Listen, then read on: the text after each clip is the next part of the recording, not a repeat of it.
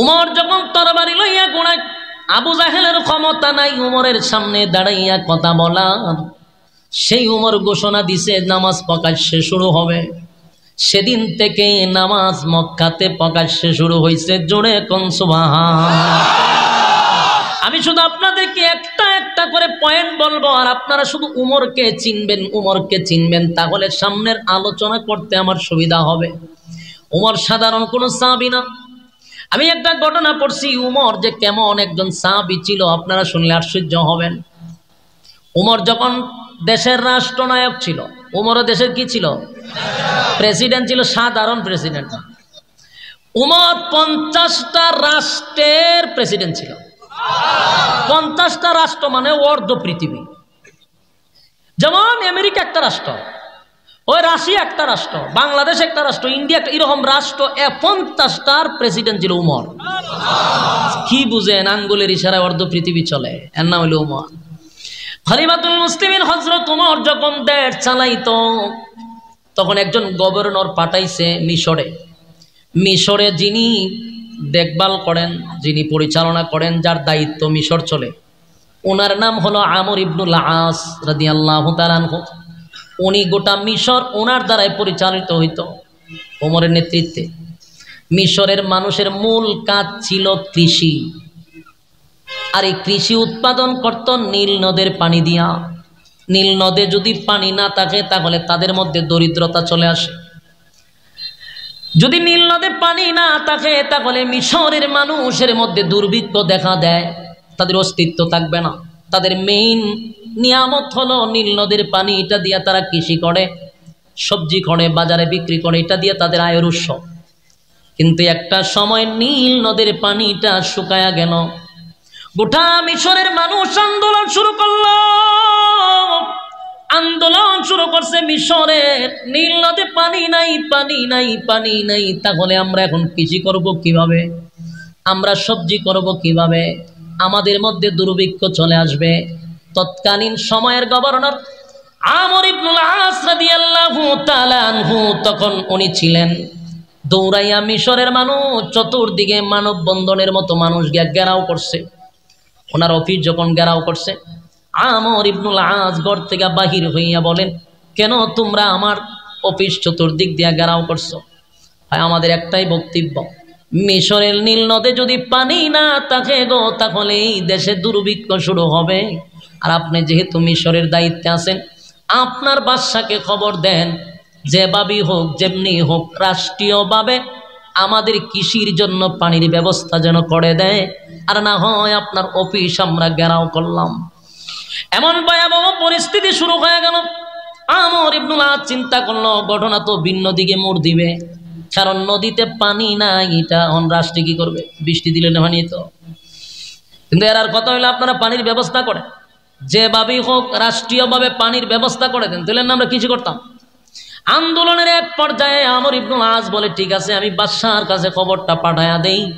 তখন বাদশা করেন হযরত উমর চিঠি, তখন তো মোবাইলের যুগ ছিল না, চিঠির যুগ ছিল। চিঠিও আমাদের মতো এইভাবে সাইকেল দিয়া, গাড়ি দিয়া নেয় না। তখন হেঁটে হেঁটে এক দেশ থেকে আরেক দেশে চিঠি যাইতে কত মাস লাগে। চিঠি বানাইছে কাগজ দিয়া না, চামড়ার মধ্যে লিখে কাগজ পাঠাইলো হযরত ওমরের কাছে। অনেক দিন লাগছে চিঠি পৌঁছতে। ওমরের কাছে গেছে, বলে ওমর দেখে গভর্নর যিনি আমর ইবনুল আস, উনি চিঠি দিয়েছেন, খলিফা আমার যেই জায়গায় কাজের জন্য পাঠাইলেন মিশরে, মিশরের মানুষ আমার অফিস ঘেরাও করে রাখছে, আমি বাহির হইতে পারি না। এর এক নম্বর কারণ হলো, মিশরের মানুষের আয়ের উৎস হলো সবজি উৎপাদন করে, তারা কৃষি কাজ করে। কিন্তু ওগো আল্লাহর পয়গম্বরের সাহাবী হযরত উমর আমার খলিফা, এখন আমার কি করণীয়? আমি কিভাবে তাদেরকে পানির ব্যবস্থা করব? রাষ্ট্রীয়ভাবে যদি কোনো কিছু করার থাকে তাহলে আপনি আমাকে বলুন, না হয় আমারে তারা ঘর থেকে বাহির হইতে দেয় না। হযরত উমর চিঠিটা পাওয়ার পরে উচিত তো ছিল চিঠিটা আবার আমর ইবনুল আসের কাছে উল্টা পাঠানো, কথা হয় না? কিন্তু খলিফাতুল মুসলিমিন হযরত উমর কেমন সাহাবী, কেমন সাহাবী! আমার যুবক ভাইয়েরা, উমরে চিনা দরকার, উমরে চিনা দরকার। উমরের চিঠি রিটার্ন আবার আমর আসের কাছে পাঠান নাই, উনি আবার চামড়ার মধ্যে চিঠি লেখছে কি জানেন? নদীর উদ্দেশ্যে চিঠি লেখছে, নদীরে চিঠি লেখছে। সুবহানাল্লাহ বাড়ি গিয়া চিঠি তো লেখার দরকার ছিল আমর ইবনুল আসের কাছে, কিন্তু না, এই চিঠি লেখছে উনি নদীর কাছে। উমর চিঠির মধ্যে লেখছে, নীল নদরে তোরে আল্লাহ বানাইছে আমাদের গোলামির জন্য। পৃথিবীর যত নদী আছে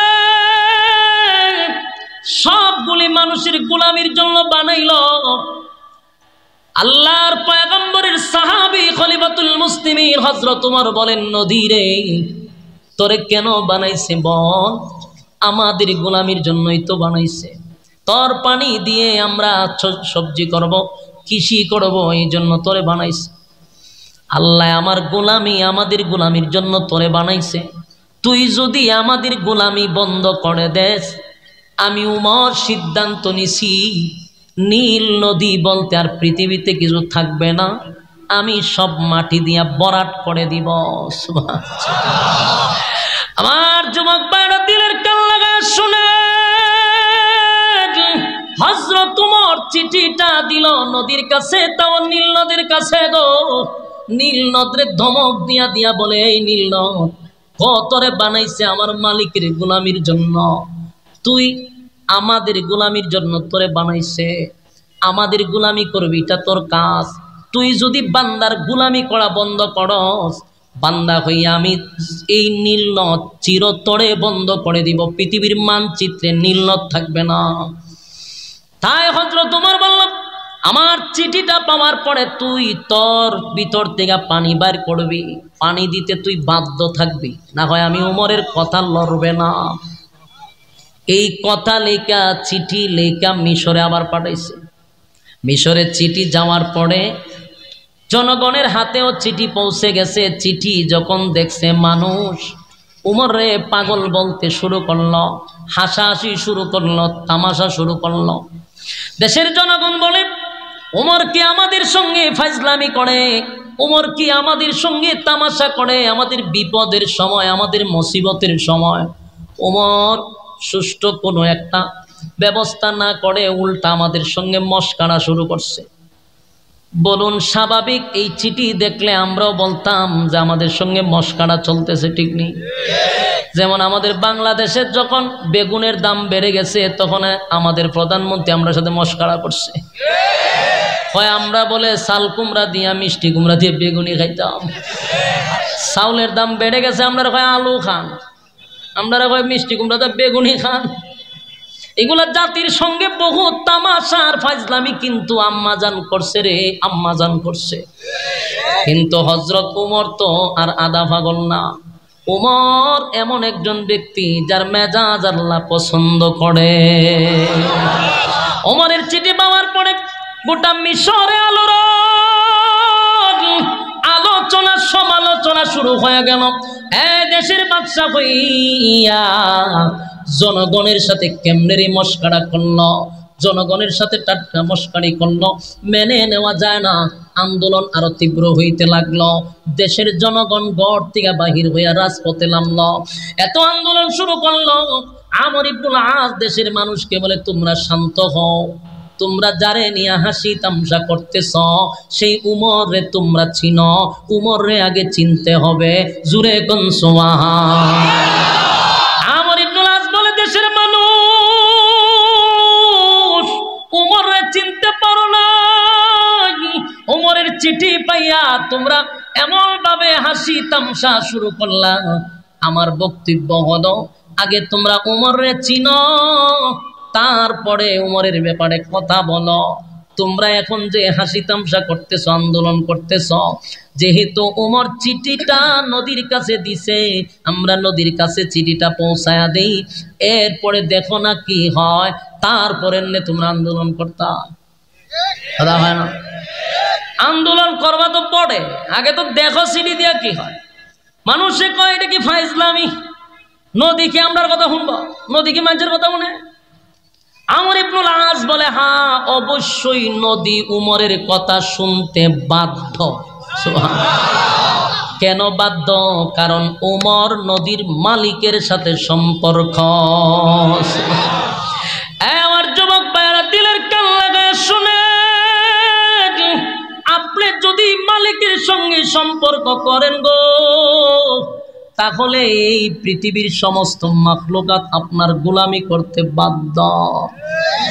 সূর্য মানুষের গোলামি করে, চন্দ্র মানুষের গোলামি করে, গাছ মানুষের গোলামি করে, নদী মানুষের গোলামি করে রে। কারণ আল্লাহ বলেন সমগ্র মাখলুকাত মানুষের গোলামির জন্য বানাইছি, মানুষকে বানাইছি আমি আল্লাহর গোলামির জন্য। মানুষ তুই যদি আমি আল্লাহর গোলামি করো, তাহলে আমি আল্লাহ তোদের ব্যাপারে অর্ডার দিয়া দিছি, মাখলুকাত তোর গোলামি করবে, তোর গোলামি করবে।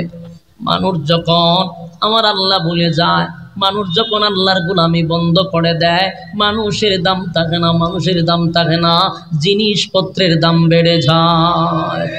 মানুষ তোমার কোনো দাম থাকবে না, কারণ তুমি মালিকের সাথে সম্পর্ক নাই, তাই মালিকের মাখলুকাত তোমার সঙ্গে সম্পর্ক নাই। তুমি যখন আল্লাহর গোলামি করবা, তখন মাখলুকাত তোমার গোলামি করবে। এটাই বাস্তবতা। আমর ইবনুল আস বলেন, এই মিশরের মানুষেরা, মাথা গরম করা যাবে না, কারণ ওমর নদীর মালিকের সাথে সম্পর্ক করছে রে। ওমর যদি নদীরে অর্ডার দেয়, নদী অর্ডার মানতে বাধ্য। সুবহানাল্লাহ। কারণ নদীর মালিকের সাথে সম্পর্ক কার? হযরত উমরের সম্পর্ক নদীর মালিকের সঙ্গে সম্পর্ক। তাই উমর যেহেতু নদীরে অর্ডার দিয়েছেন, নদী মানতে বাধ্য। আমর ইবনুল আস বলেন, চিঠিটা লইয়া দেশের জনগণ গেছে, দেখি আজকে কি হয়। আর না হয় আমর ইবনুল আসকে হত্যা করব, তারাও প্রস্তুতি নিছে, এই তামাশার জবাব আমরা তরবারি দিয়া দিব। এরকম ভাবে প্রস্তুতি নিয়ে গেছে। আমর ইবনুল আস চিঠিটা লইয়া নদীর কাছে গেল। নদীর মাঝখানে গিয়া চতুর্দিকে তাকায়া দেখে দেশের জনগণ তাকায় আছে আমর ইবনুল আসের কাছে, তরবারি লইয়া দাঁড়ায় আছে। যদি পানি না দেয়, আমর ইবনুল আসকে হত্যা করার প্ল্যান করছে। জনগণের সঙ্গে তামসা, জনগণের সঙ্গে ইয়ারকি মারা, এর প্রতিশোধ নেওয়ার জন্য তারা প্রস্তুত। আমর ইবনুল আস বলেন, আমি চতুর্দিকে তাকাইয়া চিঠিটা নদীর মাঝখানে শুধু রেখে দিলাম। রেখে আমি যখন সামনের দিকে আগাবো, আমি তাকায়া দেখি আমার পিছনে পানি দৌড়ায়, আমি সামনে দৌড়াই। চিৎকার দেয়া কোন সুবহান। একটা জবান বন্ধ রাখবেন, আল্লাহু আকবার। আরো জোরে কোন আল্লাহু আকবার। এই ইমানের আওয়াজ দিয়ে বলেন আল্লাহু আকবার। হযরত ওমর আল্লাহর কথা শুনে, আমার মালিকের একজন প্রিয় ব্যক্তি হযরত ওমর।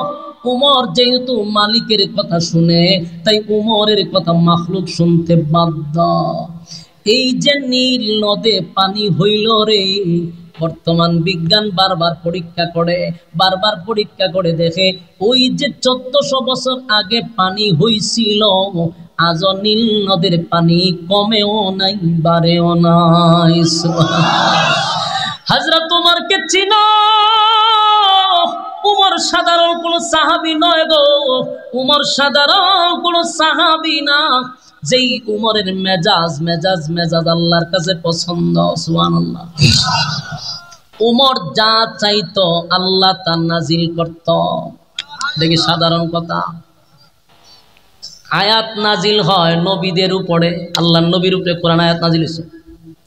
কিন্তু আশ্চর্যের ব্যাপার হলো 21টা আয়াত হযরত উমরের মেজাজ মতো নাজিল হয়। সুবহানাল্লাহ। বাড়ি গিয়া যুবক ভাইরা, আমি শেষ কথাটা বলি, উমরকে চিনায়া আমার আলোচনা সামনের দিকে নিয়ে যাব। শুধু আরেকটা কথা, উমরের মেজাজ আল্লাহ পছন্দ করে।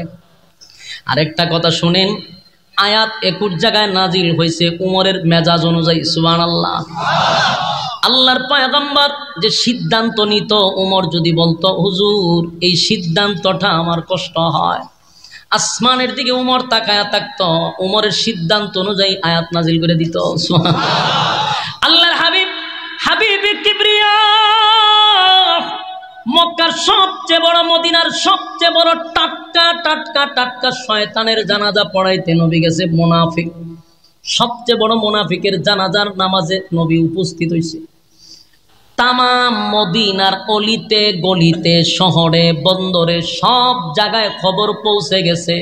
তোমরা শুনছ মদিনার সবচেয়ে বড় মুনাফিকের জানাজা নবী পড়াবে। এটা কেমনে রে মদিনার মানুষ মাইনা নিবে?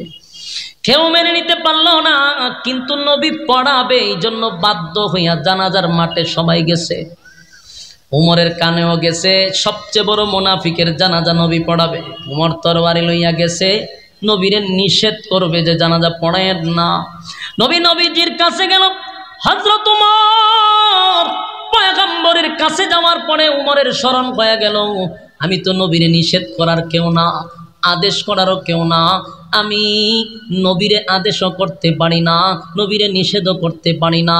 আমার নবীরে আদেশ করলে আমার আল্লাহ করবে, নিষেধ করলে আল্লাহ করবে। তাই উমর সামনে গিয়া ব্রেক করলেন আর আগাইলেন না, বেয়াদবি হয়ে যাবে। কিন্তু উমরের ভিতরে বড় জ্বালা, যে লোকটার জানাজা নবী পড়ানোর জন্য প্রস্তুতি নিছে, লোকটা ভালো না। দেখতে ছিল বড় একজন পিসাব, নবীর পিছনে নামাজ পড়ত, মাথায় ফাগরি, লম্বা ফাগরি, দাড়িও লম্বা, আবার পকেটে মেসওয়াক। দেখলে বোঝা যায় জান্নাতের দরজাগুলো খালি বেরিয়ে আছে। কিন্তু হে যে শয়তানের খারাজিল, কি আপনারে কে বুঝাইতো? এরকম নেক্সট সুরাতে ধোঁকা দেয় লোক আছে না নাই? কথা কই না কেন? আমাদের সমাজে দেখবেন বড় বড় হাগরি লাগাইয়া আজকাল মুখ এক মেসওয়াক পকেটে রাখে, দাড়িও এই লম্বা, জুব্বাও আছে। কিন্তু এরা যে এত বড় আল্লাহর ওলি, কিন্তু এদের মূল কাহিনী হইল এরা মানুষ হত্যা করতে চায়, এরা রক্ত পিপাসু। এরাই হলো আব্দুল্লাহ ইবনে উবাই ইবনে সুলুল, ঠিক কিনা বলেন? যারা এত বড় দাড়ি আর টুপি লাগাইয়া ইসলামের নাম নিয়া প্রকাশ্যে মানুষের রক্ত খায়, এরা কোন সময় আর যাই হোক এরা আল্লাহওয়ালা হইতে পারে না। আমি মনে করি আর আব্দুল্লাহ ইবনে উবাই ইবনে সুলুলের উত্তরসূরি। বাস্তব না বাস্তব? যতগুলা খুনি আপনারা দেখছেন সবগুলা খুনির মুখে দাড়ি। এক একটার বুজুর্গ গিরি দেখছেননি, দাড়ি টাড়ি পাঞ্জাবি সবই আছে। এত বড় বুজুর্গ, কিন্তু মানুষের রক্ত তারা খাইতে চায়। এরা খুনি, এরা আব্দুল্লাহ ইবনে উবাই ইবনে সুলুলের উত্তরসূরি। এজন্য সমাজে সবাই আল্লাহর ওলি নয়, নেক্সট সুরতেও মানুষকে ধোঁকা দেওয়া হয়। সাবধান করে দিলাম। আপনাদের হাতে পায়ে ধরে বলি, আলেমদের বাহিরে পা ফালাইবেন না, আলেমদের বাহিরে জালেমদের সাথে হাত মিলাবেন না ইনশাআল্লাহ। বাংলাদেশে যে তাণ্ডব ঘটাইছে, এটা অত্যন্ত ঘৃণিত একটা কাজ তারা করছে, যেটা প্রত্যেকটা মুসলমানের কলিজায় আঘাত দিছে। যে ভাইগুলারে লইয়া এক প্লেট আমরা খাইলাম, একই সাথে চললাম, একই বিছানায় ঘুমাইলাম, আজকে এই সংঘর্ষ কারা বাঁধাইল? কারা আমাদের কাছ থেকে দূরে সরাইল? মাঝখানে খেয়ে ঢুকলো, কেন বুঝতেছেন না? এটার গভীর এক ষড়যন্ত্র, এই উম্মতের মধ্যে ফাটল সৃষ্টি করার জন্য। এটা ভারতীয় কোন চক্রান্ত ছাড়ার কিছু হতে পারে না। এরা চক্রান্ত করে করে আমাদের ভাইদেরকে আমার কাছ থেকে দূরে সরাইতে চাচ্ছে। যেই সময় গোটা পৃথিবীতে তাবলিগ জামাতের একটা সয়লাভ ছড়াইয়া গেছে, প্রত্যেক জায়গায় এই জামাতের এত গ্রহণযোগ্যতা সর্বমহলে বেড়ে গেছে, তখন এই সিদ্ধান্ত এরা নিছে যে সর্বনাশ, এরা যেইভাবে কাজ করতেছে এইভাবে যদি চলতে থাকে, আগামীর বাংলাদেশ ইসলামের বাংলাদেশ। তাই মাঝখানে দিল ফাটল ধরায়া। আপনারা ইতিমধ্যে দেখতে পাচ্ছেন যেই ধরনের দ্বন্দ্ব শুরু হয়েছে। আল্লাহ আমাদেরকে হেফাজত করুক, আমাদের এই ভুল থেকে আমাদের ভাইদেরকে আমাদের কাছে ফিরাইয়া দাও। ঘটনাটা কিতা? লড়াচড়া করতেছে কিতা? কষ্ট লাগছে নি? বুঝতে হবে।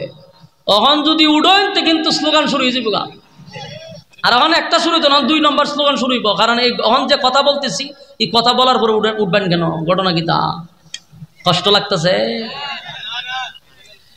আমার কথাগুলা স্পষ্ট, অস্পষ্ট না। আমি তো এটাই বললাম যে একই প্লেটে আমরা খানা খাইলাম, এত মহব্বত, এত ভালোবাসা আমাদের মধ্যে ছিল, মাঝখানে খেয়ে ফাটল ধরাইল। এদেরকে বাইর করতে হবে, তদন্ত করতে হবে। এই উম্মার মধ্যে কারা ফাটল সৃষ্টি করল? আজকে তারা সন্ত্রাসী কায়দা, যেই হাতের মধ্যে টাকার কথা মিসওয়াক, এই হাতে তারা অস্ত্র নিয়ে ঘুরে। নিশ্চয়ই কোনো গভীর ষড়যন্ত্র অবশ্যই আছে। আমি আরেকটা, আজকে আসার সময় আপনারা এখানে আসার সময় ফেসবুকেই আমি যে কয়েকটা চ্যানেল সবসময় দেখি খবরাখবর শুনবার লেগে, এর মধ্যে একটা চ্যানেল হলো ফেস দ্য পিপল, না এরকম নামটা? হ্যাঁ, ফেস দ্য পিপল। এই চ্যানেলটা বাংলাদেশের প্রথম সারির গণমাধ্যম তেমনটা না, কিন্তু এটা এত আস্থা, মানুষের মনে এতটা আস্থা জন্মাইছে, ভালোবাসা জন্মাইছে যে মানুষ এই চ্যানেলটার প্রতি একটা আস্থা বিশ্বাস রাখে। অনেকেই মনে হয় না আমরা শুনছেন, যারা শুনছেন এর কাছে গুরুত্ব কথাটা। তো আমি বলবো সাগর ভাইকে, এটার পরিচালক কিন্তু সাগর ভাই নাম, সাগর ভাইয়ের কাছে আমার একটা আবদার থাকবে। এদেশের ৯৬% আলেম, হক্কানি আলেম ওলামারা আপনার এই চ্যানেলটাকে কিন্তু ফলো করে এবং আপনার কথাটাকে গ্রহণযোগ্য মনে করে, কারণ আপনি ন্যায়ের পক্ষে কথা বলছেন। বাংলাদেশে যখন ৭১ সময় টিভি ছিল, যারা নাটক করত নিউজ নিয়ে, তখন আপনি সত্যের পক্ষে অনেক কথা তুলে ধরছেন। বাংলাদেশে যখন আমরা পত্রিকা দিয়া টিস্যু ব্যবহার করতাম, মানে এই পত্রিকার কোনো দাম ছিল না, সাংবাদিকদের কোনো কথার মূল্য ছিল না সাধারণ পাবলিকের কাছে, কারণ এর বাংলাদেশে বড় বড় ঘটনা ঘটতো কিন্তু এরা নিউজ করতো না। নিউজ করতো কোন নায়িকা কতটার সময় বাথরুমে গেছে, কোন নায়িকা কখন কোন কালারের শাড়ি পরছে। এই সমস্ত নিউজ যখন শুরু হয়েছে প্রথম সারির গণমাধ্যম, মানুষের আস্থা বিশ্বাস চলে গেছে, তখন আপনার এই চ্যানেল ফেস দ্য পিপলের প্রতি মানুষ ঝুঁকায়া পড়ছে। আপনি কিন্তু 16 কোটি নয়, প্রায় 20-25 কোটি মানুষের হৃদয়ে আছেন। তাই এমন কোনো কাজ সাগর ভাই করবেন না যেন আপনার প্রতিও মানুষের আস্থা বিশ্বাসটা চলে যায়।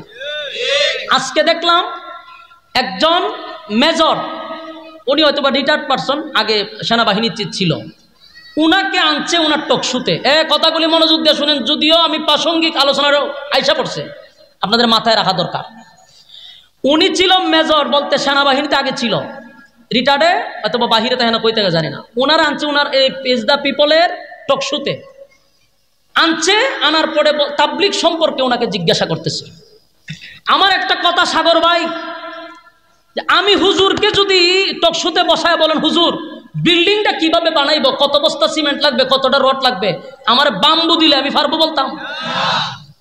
আমারও যদি কেউ টকশুতে বসায় হুজুর বিল্ডিংটা করতে কয়টা রড লাগবে, কয়টা সিমেন্ট লাগবে, তো এটা হাম্মো কিনা, বোকামি না, মাতলামি না, ফাজলামি না, কথা হয় না? আমি যেই ব্যাপারে আমার জ্ঞান নাই, ধারণা নাই, সেটা আমাকে জিজ্ঞাসা করা একটা ফাজলামি ছাড়ার কিছু না। আপনি মেজর সাহেবকে আপনি বসাইছেন, এই ফজলুর রহমান না কি জানেন, আমরা আমার স্মরণ আসতেছে না, ফজলুর রহমান, উনারা আপনি টকশুতে বসাইছেন। আপনি দেশ নিয়ে কথা বলেন, বর্তমান পরিস্থিতি নিয়ে ওনার সাথে জিজ্ঞাসা করেন, কারণ উনি একজন সেনাবাহিনী ছিল, দেশের ব্যাপারে ওনাকে কথা বলেন, দেশপ্রেমিক উনি, আমি জানি। কিন্তু ওনাকে আপনি জিজ্ঞাসা তাবলিগের ব্যাপারে, এটা হাস্যকর, এটা ফাইজলামি, এটা ইত্রামি ছাড়ার কিছু না। সাগর ভাইকে স্পষ্ট বক্তব্য দিতে চাই, আপনাকে আমরা কলিজা দিয়ে ভালোবাসি। বাংলাদেশে কয়েকজন সাংবাদিককে আমরা গণায় ধরি, এর মধ্যে সাংবাদিক ইলিয়াস, পিনাকি ভট্টাচার্য আর সাগরকে আমরা মহব্বত করি। আপনাদের নিউজ দেখার জন্য আমরা অপেক্ষায় থাকি, কিন্তু আপনারা যদি জাতির সাথে ফাইজলামি আর ইত্রামি করেন, এদেশের মানুষ কিন্তু টিস্যুর মতো ফালাইতে সময় লাগবে না। আপনি একজন আলেমকে যদি জিজ্ঞাসা করেন যে রাস্তা কিভাবে বানায়, এটা যেমন ফাজলামি। একজন জেনারেল, উনি রিটায়ার্ড পারসন, হযরত উমর গড় গিয়া একার দাঁড়ালো, একটা তরবারি লইছে, লইয়া দুটোটা সামনে হারিয়েছে, হারিয়া কয় তুই নিজের দাবি করস মুসলমান, আমার নবী বিচার করে দিল, রায় দিল ইয়াহুদিরে, তুই তোর পছন্দ হয়েছে না, আমার কাছে বিচারের সমাধান দিবার লাগে, তা আমার বিচারের রায় কি জানোস নি? একবারে তরবারি লইয়া কথা কইবার আগে একটা সেদ মারছে, এক সেদের কল্লা মাথাটা 10 হাত দূরে পড়ছে। যদি তার ইমানি জজবা ভিতরে থাকে, জজবা যদি থাকে, তাহলে কোরআনের শব্দ শোনার পরে সে আর থাকতে পারবে না, অটোমেটিকলি গর্তের থেকে বাইরে আসবে। কিন্তু যদি জজবা না থাকে, যতই এর খানের মধ্যে কোরআন তেলাওয়াত করেন, খামার দোকানের মতো তেলাওয়াত করতেছে না, বাইরেতেছে। তো 1 নম্বর হলো জজবা থাকতে হবে। আমি এক্সাম্পল প্রায় সময় একটা বিষয় নিয়ে দিই সহজে বোঝার জন্য, যে সাপুরিয়ারা যখন সাপ ধরার লেগে বাঁশি বাজায়, এরারে জিগাইবেন যে বাঁশিটা বাজাস করে, তখন কয় যেটা বাজাইলে পরে গর্তে কোনো বিষাক্ত সাপ থাকে না, এটা সুর শুনলে মাথা লইয়া যায়, তখন গর্তের থেকে বাইরে আসে, এই জন্য বাঁশি বাজাইতে থাকে। তা আপনাদের এই গাজীপুরা মনে করেন সাপড়িয়া আসছে, আইসা গর্তের কাছেই বৈশা বাঁশি বাজাইতেছে, জনমের বাঁশি বাজাইছে। এক পর্যায়ে বেচারা ক্লান্ত হইছে, কিন্তু সাপ তো আর বাহির হয় না। ঘটনা ঘিরে সাপ বাহির হয় না গেলে রাগের ছুটে কুদাল একটা লইছে, লইয়া গর্ত খনন করছে, কইরা ভিতরে গিয়া দেখে দুইটা আছে, কিন্তু চুপ কইরা বইয়া রয়েছে, লড়েও না। তখন সাপুরিয়া বাইরে আয়া কয়, কিয়ামত পর্যন্ত যদি বাঁশি বাজায় এই দুই সাপ বাইর করা সম্ভব না। মানুষের জিজ্ঞাসা ঘটনা কি? তা বলে ঘটনা হইলো একটা দুরা একটা মাইটটা দুরা। যখন দুরার মাইটটা দুরারে যতই বিনবাজি বাসান, বিনবাসী যতই বাজান বাইরিব কেড়ে বিষ নাই, আসলে কাজ করে না। এজন্য শুনে ঠিক লড়েও না। ঠিক কোরআনের আওয়াজ শুনলে মুমিন যারা ইমানের জজবা আছে এরা এই ঘরের ভিতরে থাকতো না, পাগল পাগল হয়ে চলে আসবে। আবার কিছু মানুষ কোরআন শুনে লড়েও না, কোরআন শুনে ঠিক লড়েও না, দুরা সাপের মতো, মাইটটা দুরার মতো লড়েও না, কারণ শরীরে কাজ করে না। কথা না, কোরআনের আওয়াজ দিয়ে শুনে শরীরে কাজ করে না, সব শরীরের পার্টস যা আছে সব ধ্বংস করে দিছে। এই জন্য ইমানি জজবা শরীরে তৈরি করা দরকার। আমি মনে করি যারা আসছেন অনেকে দাঁড়ায় রয়েছেন, আমি মনে করি আপনাদের ইমানি জজবা আছে। আল্লাহ আপনাদের জজবা আরো বাড়ায় দেখ। আমিন। রাস্তাঘাটে দোকানপাটে যারা আছে অনেকে আসতেছে, আল্লাহ তাদেরকে দিনের খাদেম দিনের জন্য কবুল করো। আমিন। তবে আপনারা যারা বসছেন প্রত্যেকটা মানুষের সাথে শয়তান আছে, আমার লোক আছে। ওমা বাস্তব না বাস্তব? আছে, আমার লোক আছে, বরং আপনারা আমার সাথে বেশি আছে। হুজুরের সাথে একটু বেশি থাকে, কারণ এরা এক দুইজনে হুজুরে কাভার করতে পারে না। হে দিও বল তুই ঠিক কর, আবার হাতে গনলে দেরা তুই বত জোরে জোরে করে আসতে। হ্যাঁ, হুজুরের সাথে শয়তান আছে নি? আপনার থেকে বেশি, দুই চারটা বেশি আপনার পিছনে একটা লাগাই রাখে। কারণ হইলো এক দুইজনে পারে না, আপনারা যেইভাবে সাইজ করতে পারে এইভাবে আমরা সাথে পারে না। তো শয়তান আছে, তো শয়তান যতগুলো আছে প্রত্যেকটা মানুষের সাথে। আপনারা যেখানে বসছেন কোরআনের কথা শুনবেন, এটা কি তার ভালো লাগতেছে? শয়তান আমাদের প্রকাশ্য দুশ্মন, সে কোনো সময় চাইতো না যে আপনার আমল নামায় একটা নেকি ঢুকুক, কোনো সময় তার ভালো লাগতো না। আপনারা যেখানে বলছেন শয়তান কিন্তু আপনার পাশে দাঁড়ানো আছে, আপনার সাথে যেটা থাকে এটা আশেপাশে আছে, কিন্তু আপনার এখান থেকে উঠাইতে পারলে সে হবে সাকসেস। আর যদি আপনি পয়সা মোনাজাত দিয়া যান তাহলে হে ব্যর্থ হবে এবং নিজের কপালও নিজেই জুতা দাবাই রিবার করবে, পারলাম না আমি আর না দিনের সাথে তাকিয়ে এই পরিমাণ লাড়াচাড়া করি, এরপর আজকে আমার জুতা দাবাই দিল। তো শয়তানের গালে জুতার বাড়ি দিতে কারা কারা রাজি? হ্যাঁ, আতলামায়েন না, হাত তুলেন, আটটা তুললে একটা ওয়াদা করেন, বলে আমরা মোনাজাত পর্যন্ত আসি ইনশাআল্লাহ। বলুন কতক্ষণ? মোনাজাত পর্যন্ত থাকবো ইনশাআল্লাহ। ওয়াদা। জায়গা মতো সাইজ করে লেছে আপনারা, কেমনে জানেননি? ওয়াদা বরখেলাপ করা মুনাফিকের খাসলত। যে উঠবো স্লোগান দেওয়া শুরু করবেন যে মুনাফিক যায়, মুনাফিক যায়, থাকবো না ইজ্জত, ইজ্জত সম্মান লেগে উঠতেন না। আমিও কম না, একটা ডাইরেক্ট মিছিল শুরু করে দিন, যাই দেখ যাই দেখ মুনাফিক যায়। অন যদি মনে করেন যে না হুজুর আমার একটা ইজ্জত সম্মান আছে এলাকার তাহি তুইলানো বসে থাকেন, আর যদি না আমার আজও তো ইজ্জত নাই বেজ্জিত্যা, আমরা জানগা, আপনার সাথে কোনো কথা নাই। সাবধান, লড়াচড়া করেন যদি ওয়াদা করে লেছেন। ওই উঠলে বুঝুম আপনারে বর করছে শয়তানে, আর নাহলে বুঝলাম আপনি মুনাফিক হয়ে যাইতেছেন। দুই জায়গার ধরা করছে, এখন আর যাওয়ান যেত না। আসি তো ইনশাআল্লাহ, লড়ন সরণ যাইতো না। আল্লাহ কবুল করুক আপনারা, আমিন। সম্মানিত সুধী, আমি আপনাদের সামনে সূরা নিসা এর 65 নম্বর আয়াত তেলাওয়াত করছি। বলুন আমার সাথে, কোন সূরা? নিসা। কয় নম্বর আয়াত? 65 নম্বর আয়াত। আরেকবার বলেন, কোন সূরা? কয় নম্বর আয়াত? এই কথাটা কেন বারবার জিজ্ঞেসি, লাস্টে আমি জিজ্ঞামু বয়ানের শেষে কোন সূরার কত নাম্বার আয়াত, যে বলতে পারবে বুঝবো যে হে ওই আজকে ওয়াজ মনোযোগ দিয়ে শুনছে। সূরার নাম হলো সূরা নিসা, আয়াত নাম্বার হলো 65।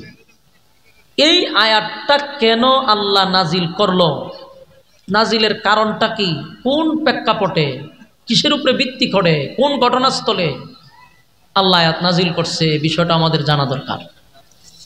দেখেন, কোনো ঘটনাকে কেন্দ্র করে আল্লাহ আয়াত নাজিল করে, অথবা কোনো প্রশ্নের জবাবে নাজিল করে, অথবা কোনো সমস্যার সমাধানে নাজিল করে।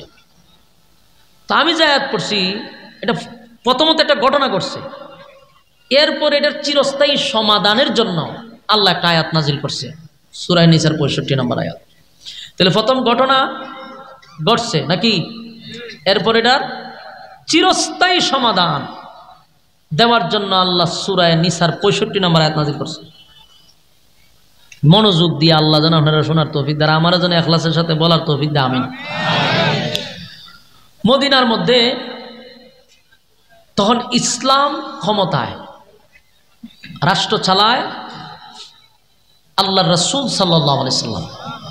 রাসূল ছিলেন তখনকার প্রেসিডেন্ট, রাসূল ছিলেন তখন দেশের বাদশাহ। জানেননি আপনারা রাসূলদের দেশের বাদশাহ আছেন, এটা জানেননি? আমাদের দেশের অনেক মুসল্লিরা এখনো জানে না যে নবী যে দেশের প্রেসিডেন্ট ছিল। অনেক মুসল্লি জানে না। জানে কি জানেননি? জানেন নবীর ফেডা ভাত্তর আছি, নবী গরিব আছি। এই ওয়াজ শুনতে শুনতে শুনতে পাবলিক এমন মুখস্থ করছে, এমন একটাই জানে যে আমার নবী আছেন গরিব, ফেডো আছেন ভাত্তর। আর এটার জন্য পাবলিক দোষী না, দোষী হইলে আমাদের মতো কিছু হুজুর মৌলবী হারারা জীবন ওয়াজ করছে খানো দইরা, নবী গরিব আছেন, ফেডো ভাত্তর আছে। আর এই ওয়াজের এত প্রভাব পড়ছে, এই ওয়াজ এত প্রভাব পড়ছে নাস্তিক পাড়ায়, আপনি শুনলে আশ্চর্য হবে। সমস্ত নাস্তিক পাড়ায় এই ওয়াজ কিন্তু মগস্থ।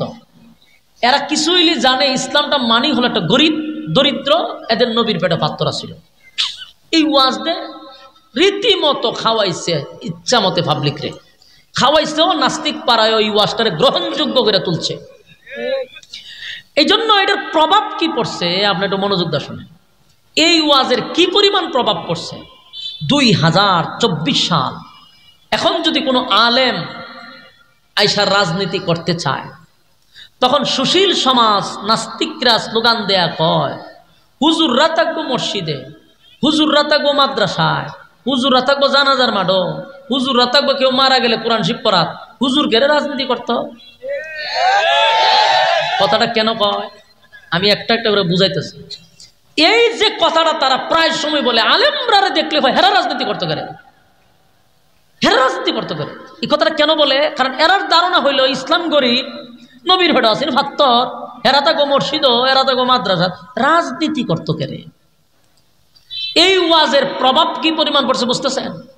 অথচ মৌলবী যদি ওয়াজটা এইভাবে ডালাভাবে না করত, কারণ মৌলবী পড়ছে প্রথম পৃষ্ঠা, দ্বিতীয় পৃষ্ঠায় আল্লাহ বলেন ওয়াজাদাকা আইলান ফাআগনা, আপনাকে আমি ধনী বানাইছি, আপনি গরিব ছিলেন, আপনাকে আমি ধনী বানাইছি।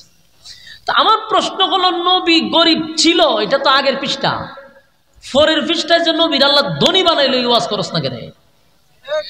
এই ওয়াজ পাবলিকরে মগস্থ করাস না কেন? ব্রেনে ঢুকাস না কেন? সারাটা জীবন ওয়াজ শুনাইলি ফেডো ভাত্তর, পরের পৃষ্ঠাত না আল্লাহ ধনী বানাইছে। এগুলার দ্বারা ইসলামকে খাটো করা হয়, ইসলামটারে নাস্তিকদের কাছে মানে হাসির পাত্র বানানো হয়। আমার ইসলাম শুধু গরিব নয়, নবী ছিলেন গরিব, আল্লাহ হয় আপনাকে ধনী বানিয়েছি। কেমন ধনী? দেশের বাদশাহ বানাইছি, বাদশাহ। আফসুস আফসুস, আমার নবী ছিল দেশের প্রেসিডেন্ট। এই ওয়াজ এনে তোর বেশি বেশি করে করা দরকার। এই ওয়াজ না করে আলি ফেডের ভাত্তরের ওয়াজ, আর এমন খাওয়ানি খাওয়াইছে ওয়াজ। এটা এখন নবী প্রেসিডেন্ট বলে বিশ্বাসই করে না মানছে। এই জন্য আমার আগে পিছে জানতে হবে, স্টাডি করতে হবে। 24 সালে আলেমরা ওয়াজ করতে গেলে, রাজনীতি করতে গেলে হয় রাজনীতি ভাইসত কই, এখন এরারে মন রাখ হয় কিতা। আমার তো মাঝে মধ্যে মনে হয় খাঁচা কঞ্চি দিয়ে গন্যা আধা ঘন্টা বাইরে নি, এর নিচে বাইরে নিয়ে যাইতো না। এটা বুঝানি দরকার যে তুই যে আমাদেরকে বলস, আলেমদেরকে বলস রাজনীতি কোথায় পাইছি। আমার প্রশ্ন হলো, রাজনীতি তোরা কই পাইছস? তোরা রাজনীতির কই পাইছিস? আমরা তো রাজনীতি পাইছি, আমার নবী ছিল দেশের প্রেসিডেন্ট, আমরা নবীর থেকে রাজনীতি শিখছি। আল্লাহ নবী ছিল দেশের প্রেসিডেন্ট, ও হযরত আবু বকর ছিল দেশের প্রেসিডেন্ট, হযরত উমর ছিল দেশের প্রেসিডেন্ট, হযরত উসমান ছিল দেশের প্রেসিডেন্ট, হযরত আলী ছিল দেশের প্রেসিডেন্ট। আমরা রাজনীতি করেছি কম সহ্য করুন যায়, আধা ঘন্টা বলছি কম হয়েছে, একটু বাড়াইতে 1 ঘন্টা ফিটাইতে। আলেম ওলামারা কয় রাজনীতি বাঁচত করতে হবে। আজকে যদি বাংলাদেশে আলেমরা রাজনীতি করত, এই দৃশ্য আপনাদের দেখতে হতো না। আলেমরা রাজনীতি থাকলে দেশের টাকা বিদেশে পাচার হতো না, দেশে লুটপাট হতো না, বেগম পাড়ায় বাড়ি হতো না, এই দেশে গুম খুন ধর্ষণ নারী কেলেঙ্কারি চাঁদাবাজি টেন্ডারবাজি হইতো না। হয় কেন? অযোগ্যকে যোগ্যতার স্থানে বসানোর কারণে। রাজনীতি করেন কেন? রাজনীতি তোরা পাইলে কো, আর এই রাজনীতি পাইছত কো? দুর্নীতি করা রাজনীতি, দেশের টাকা বাহিরে পাচার করা পাইছত কো? দর্শনের মানে পিএইচডি করা, দর্শনের সেঞ্চুরি করা পাইছত কো? এই জন্য ইসলাম ক্ষমতায় আসলে টেন্ডারবাজি চাঁদাবাজি থাকবে না। আর দোষ তো আমরা না, দোষ আপনাদের।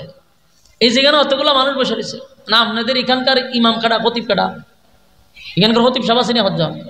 আচ্ছা মনে করেন যে আলেমরা বসে রয়েছে, এখানকার খতিবই মনে করেন আগামীতে যদি দাঁড়ায়, সাধারণ একটা চেয়ারম্যানই যদি দাঁড়ায়, ঠিক আপনাদের মতো মুসল্লিরা ইমাম সাহেবের ভোট দিতেন না।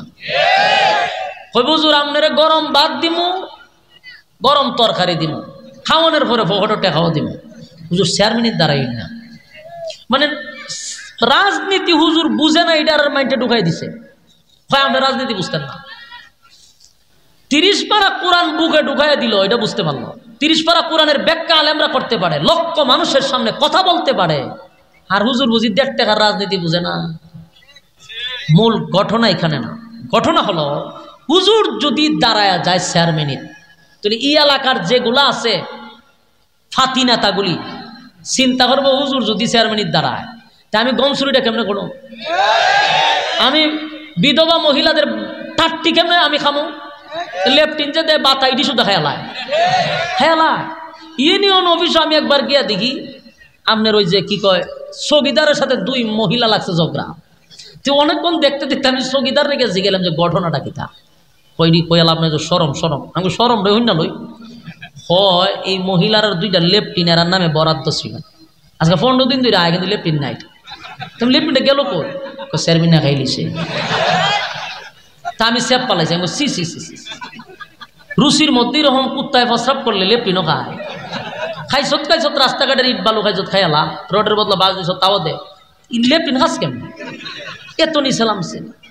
আর এই 2 বিধবা মহিলা এমন জকরা চৌকিদার মাইরি লইব বাইরিয়া, ওই 15 দিন আগে আমার নাম আনলে, লিস্টি আনলে, পাশের বাড়ির মহিলা লেফটিন ভাইলা, আমি ভাইলাম না কেরে। উনি মহিলারও তার চৌকিদারে কইতে না খাই লিছে, আমার কাছে কইছে কৌজোর খাই লিছে, ওই বেটির খাইছে 2টা, আর গ্রামের খাইছে আরো 2টা, ওইভাবে আর 10টা এরা খায় প্রত্যেক বছরই।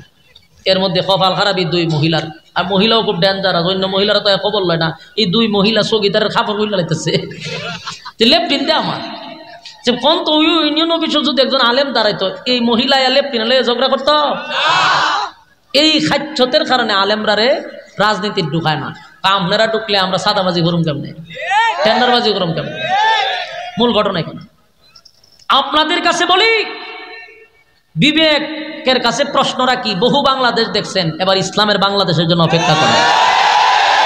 সবগুলা দেখা শেষ, সোনার বাংলা দেখছি, রূপার বাংলা দেখছি, নৌকার বাংলা দেখছি, দানের বাংলা দেখছি, লাঙ্গলের বাংলা দেখছি, মাগার সব বাংলা দেখা হয়েছে, ইসলামের বাংলা দেখি নাই।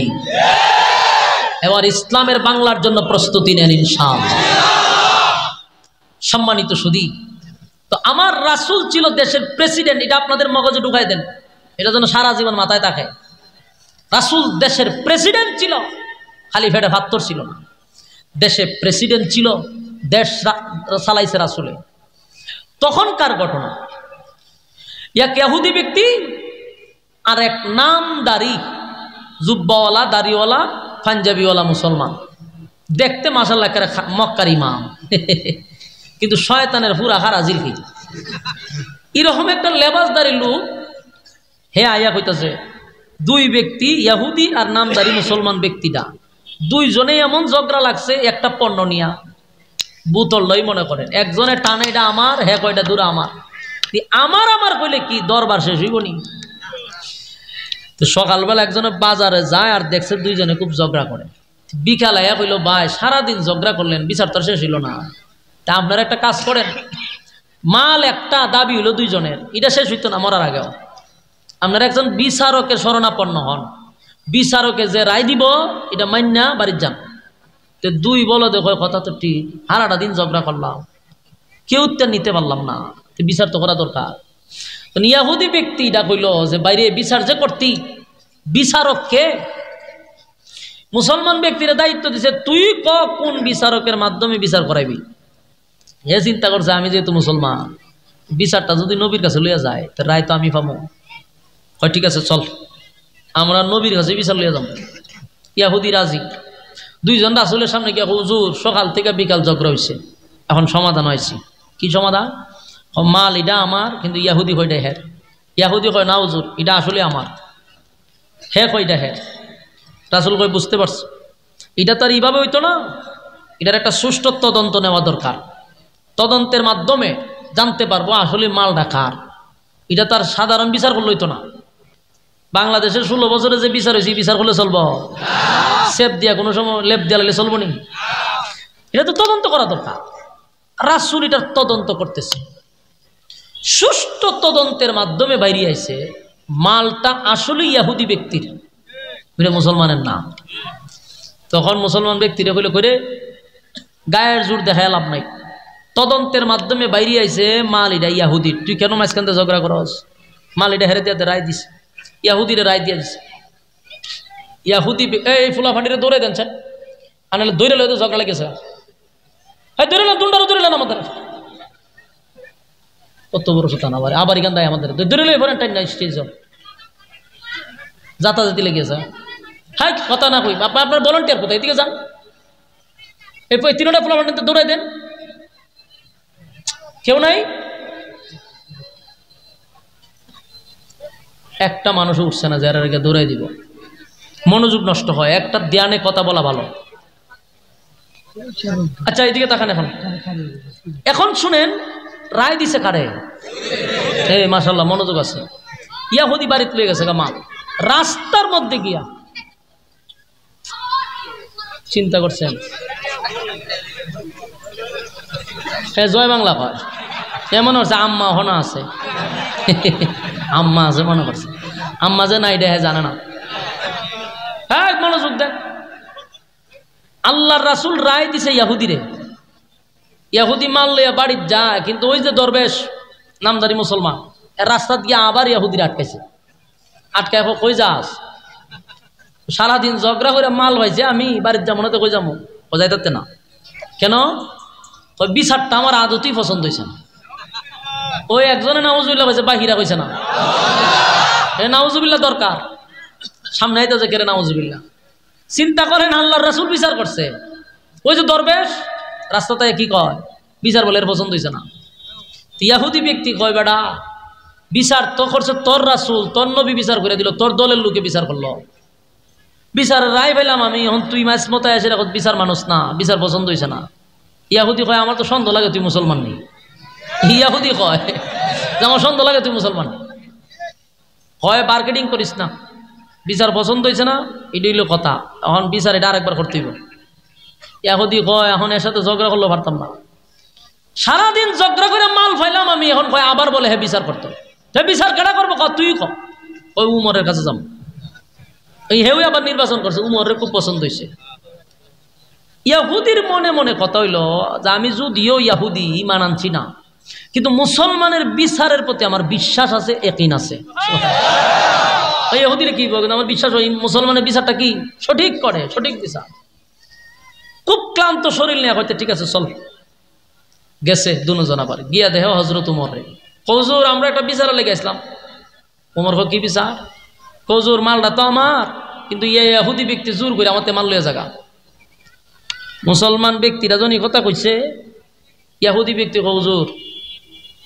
বিচারের লেগে তো আপনার কাছে আবার আইছে, বিচারটা তো আপনি করবেন। তাহলে আমার একটা কথা আছে, আপনি যে বিচারটা করবেন এটা সানি বিচার। এর আগে বিচার করছে আপনার নবী মুহাম্মদুর রাসূলুল্লাহ সাল্লাল্লাহু আলাইহি ওয়াসাল্লাম। আপনার নবী বিচার কইরা রায় আমারে দিছে। আপনার আর মুসলমান ব্যক্তিরা রাস্তাতে সন্ত্রাসী কায়দায় আমারে কয় বিচার পছন্দ হয়েছে না, তাই আপনার কাছে আবার বিচার লই আইছে। এখন আপনি বুঝা বিচার করেন, এটা কিন্তু প্রথম বিচার না, এটা দ্বিতীয় বিচার। উমরে মুসলমান ব্যক্তিটারে জিগা কি তারে ঘটনা সত্য, বুঝি ঘটনা না সত্য, ঘটনা সত্য হইলে রাসূল দি বিচার করে দিছে, রায় দিছে হেরে, তো তুই এখন আমার কাছে বিচার লইছ কে? হুজুর বিচারটা পছন্দ হয়েছে না। এখনো বুঝতে পারছে না, ওই এর মতো ফুলার মতো এমন আওয়ামী লীগ আছে, এও বুঝতে পারছে না যেটা কার কাছে আইছে। উমর যে কি জিনিস এটা এখনো বুঝতে পারছে না, নতুন একবারে নতুন ইমান আনছে, এই যে নতুন মুসলমান বুঝতে পারছে না উমর কি জিনিস। উমরের দ্বারা হয় নবীর বিচার পছন্দ হয়েছে না। উমরের শরীরের রক্ত গরম হয়ে গেছে, কালার চেঞ্জ হয়ে গেছে চেহারা। উমরে কয় আচ্ছা তা আমার কাছে কেন আইছ? আমি বিচারটা করে দিলে আমার পছন্দ হইব, আমি বিচার করলে পছন্দ হইব। কজি ঠিক আছে, দাঁড়ায় থাক, লড়িস না। এটা হলো উমরের বিচার। একটা সেট মারছে, কল্লা উড়াইছে, কয়টা হলো আমি উমরের বিচার। নবীর বিচার পছন্দ হয়েছে না, আমার দ্বারা আমার বিচার হইল এটা। উমরের কিন্তু কথা কইবার আগে হাত চলতো বেশি, উমর কথা কইতো কম, কাজ করতো বেশি। সাথে দিয়ে হুদি দাঁড়ায় আসিন, নিচে দিয়ে দুই রাস্তা আছেন, দুনো রাস্তাতে সারা শুরু করছে, কাপড় চুপড় সব বড়াই নিছে। এইভাবে কাঁপতাছে। উমরে যে তুই কাপস করে কখন কি আমারে মারবে, তোরে ধরতাম না সইতাম না, তুই মারলো বাড়ির যা। হেতে তো জীবনের লেগে বাচ্চা, কারণ এর সামনে একটা কল্লা উড়াই নিছে, কাঁপা শুরু করছে, দৌড় মারলো এখন সব বনাস। উমরের কাছে কাছে বিচার লই একটা জায়গা মতো দিছে সাইজ করে, ইয়াহুদি মারলো বাড়ি। ঘটনা তো শেষ হয়ে গেছে গা, মূলত ঘটনা কিন্তু শেষ হয়েছে না, ঘটনা এখন খালি শুরু হয়েছে। মানে আপনারা শোনার ধৈর্য থাকলে আমি কইতে পারবো, ঘটনা খালি শুরু হয়েছে, এতক্ষণ খালি আমি ভূমিকা হয়েছি, ঘটনা শুরু। উমর যারে হত্যা করছে শেষ, কিন্তু শেষ না, ঘটনা এখান থেকে শুরু হয়। যারে হত্যা করছে তার আবার ভাই আছে, আত্মীয় স্বজন আছে, এরাইয়া দেহে তার বাইরে কল্লা উড়াইলিছে। কে মারল? উমর। কোন কারণে মারল? এই কারণে মারল। আত্মীয় স্বজন দলে দলে রাসূলের কাছে গেছে, রাসূল তখন প্রেসিডেন্ট। রাসূলের কাছে গিয়া প্রথম প্রশ্ন করছে, হুজুর একজনের বিচার আপনি কইরা দিচ্ছেন, তার যদি বিচার পছন্দ না হয়, সে অন্য জায়গায় যদি বিচার নিয়ে যায়, এটা কি ইসলামিক আইন অনুযায়ী কোনো অপরাধ? রাসূল কয় না, এটা কোনো অপরাধ না, বিচার একজনের পছন্দ না হইতে পারে।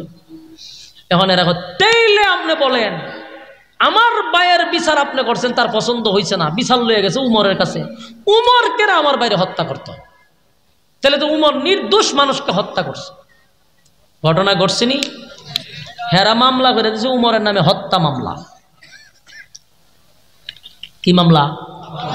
হত্যা মামলা। হত্যা মামলা যে কইছি, দেখেন একজনের শরীরে কোনো হিট আইছে না, কারণ বাংলাদেশের হত্যা মামলা দেখতে দেখতে এরা এটা কোনো বিষয় মনে করে না।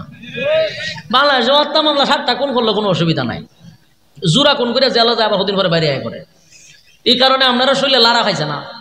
এটা ইসলামিক আইন অনুযায়ী বিচার, হত্যার বদলা হত্যা। বলুন ইসলামের আইনে কি?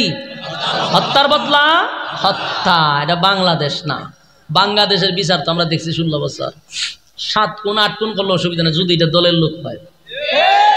রাসূল সাল্লাল্লাহু আলাইহি সাল্লাম তখন দেশের প্রেসিডেন্ট, বিচার তো ইসলামিক আইনে। হত্যা মামলা দিছে, তার মানে উমরকে হত্যা করতে হবে। ঘটনা তো বহু দূর গিয়া ঘটছে, সারা মদিনায় লারা পড়ে গেছে। উমর একটা নির্দোষ মানুষকে হত্যা করছে। আসলেই তদন্ত নিয়ে দেখছে যে এই যে লোকটারে মারছে এর কোনো অপরাধ নেই। বাহ্যিক এই চোখটা দেখলে কোনো অপরাধ না, কারণ কোনো আইন লঙ্ঘন করে নাই।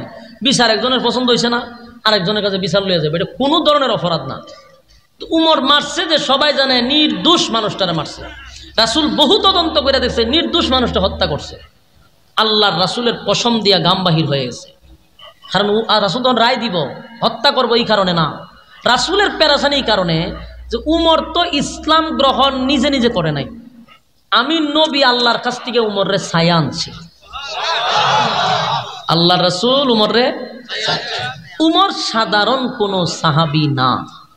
আপনারা যারা এখানে বসছেন আগে আপনারা উমররে চিনেন, এখান থেকে বাকি আলোচনা একটু পরে শুনবেন। উমররে যতক্ষণ আপনারা না চিনবেন এই আলোচনার কিচ্ছুই আপনার বুঝে আসবে না, আপনার মাথায় আসবে না। আর যদি উমররে চিনতে পারেন আলোচনার শেষে আপনি বুঝতে পারবেন যে উমর কি জিনিস। আগে আমরা উমররে শিখাই, উমর কেমন সাহাবী আপনি একটু চিন্তা করেন। হযরত উমরের মধ্যে আল্লাহ এমন কিছু গুণ দিছে, যদি নবীর পরে আর কোনো নবী দুনিয়াতে আসতো উমর আল্লাহ নবী বানাই দিত। উমর এমন একজন সাহাবী, ইসলাম ধর্ম গ্রহণ করছে পরেই তাকায়া দেখে মানুষ লুগায়া লুগায়া নামাজ পড়ে। উমর জিজ্ঞাসা করলো, হুজুর ঈমান আনছি এক আল্লাহর উপরে, আল্লাহর হুকুম পালন করব জমিনে, বাধা কিসের?